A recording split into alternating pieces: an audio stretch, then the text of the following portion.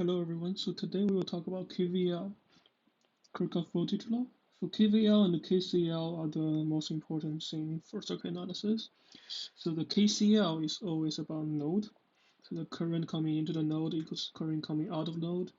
And KVL are all about loop, about the voltage across the loop. The sum of them will equal to 0. So one simple thing is, if you have a voltage source, like let's say a battery, a DC battery of a 5 volt,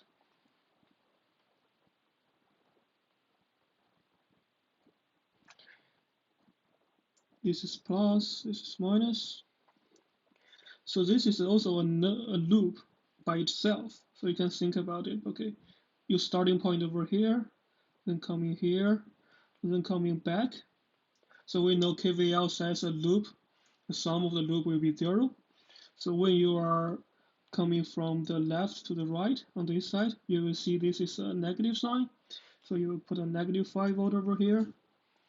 So when you are coming at this point, then coming back to the original to complete the loop, then you will first see there's a positive. So you will see a positive plus 5 volt. That will equal to 0. So negative 5 plus 5 equal to 0. That makes sense, right? So that's a simple version of how help you understand it. So let's see an example. Go for KVL. Right? You have a voltage. I call it V1.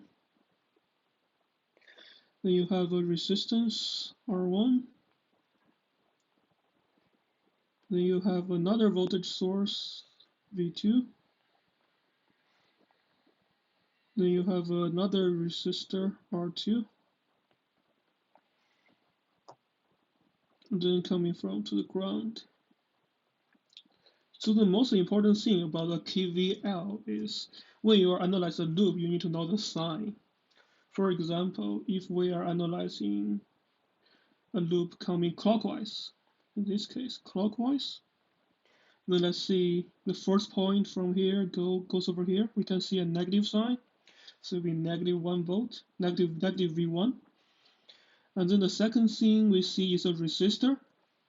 So the voltage across the resistor is always positive. So let's see plus. And we don't know the current yet, so we assume this loop current will be I1. So it will be plus I1 times R1 from the Ohm's law. And then the next one we see is V2. It's a plus sign over here, so it will be plus V2. Then the end is the R2. R2, when it's a resistor, it's always plus. The current in the series connection is always I1, so it's still I1 times R2. And then we're coming back to the ground, complete the loop, so it'll be equal to 0. And then we can calculate R1, I1 in this case, from the KVL. Let's see a more complex example with two loops. You have V1 over here, you have R1 over here,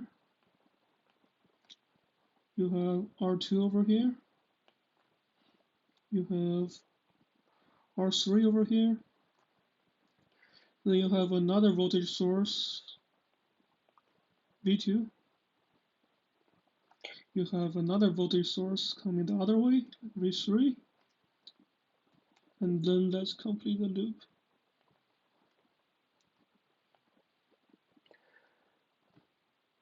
Let's see, the goal is to calculate the current through R2. We want to know this current. So let's do the KVL. Now the goal is to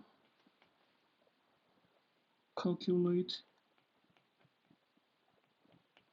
R2 current. We identify the current to going down in this case, but it doesn't have to be going down. Let's call this one IR2. It can be coming up as negative IR2.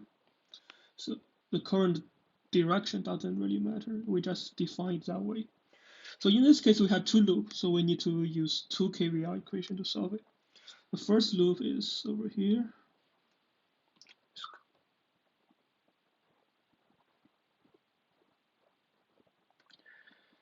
And the second loop is over here. And when the middle is a combined version, because it takes the current from V1 and it also takes the current from V2. So we make the middle one black.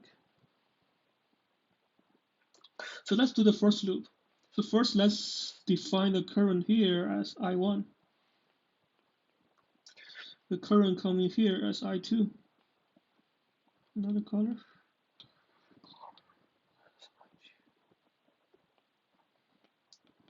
Let's do the loop 1 first. So the first loop, when you see first is a negative sign, so it'll be negative V1. Then you see R1 will be plus. The current coming here is I1. We identify I1 times R1. And then we will see a R2. It also is plus. But in this case, it will not be RA1 anymore.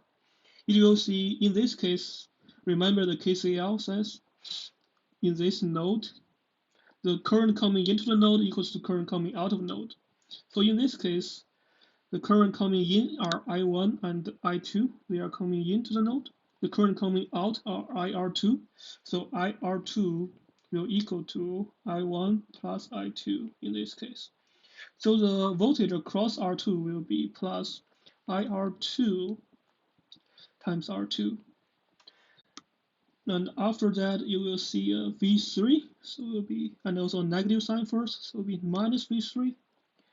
And then it will coming back to ground. So it will be complete the loop will be equal to 0. So that's the equation number 1. Equation number 2 is the other loop coming this way. So you will see first, let's do it from here, a negative sign, so it will be negative V2. Then you will see R3. So R3, the current is I2, so it will be plus I2 times R3. And then you will see the R2, so it will be plus IR2 times R2. And same as minus V3 will equal to 0. That's a loop number 2. And we know that IR2 will equal to I1 plus I2. So we just replace this one with I1 plus I2 and I1 plus I2. V1 is known, R1 is known, R2 is known, V3 is known, they are known. So the only unknown are I1 and I2. So we have two equations, so we can solve that easily. So yeah, that's a KVL example.